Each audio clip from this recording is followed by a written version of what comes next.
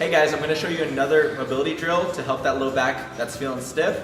This is just a modified version of the toe touch, but what we're going to do is we're going to work on spinal segmentation. So we're going to start by just rounding at the neck, the upper back, then the lower back, then through the hips, and then touch our toes that way. So it's going to look like this. Start with the neck, then that upper back, then that lower back, and then you're going to get into that full toe touch stretch, hanging out down there.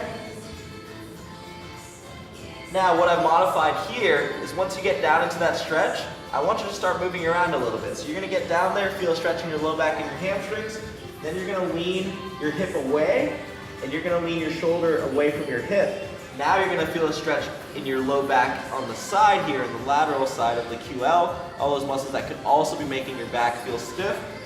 Then you go and do the opposite. Try that out, hopefully it helps your back stiffness.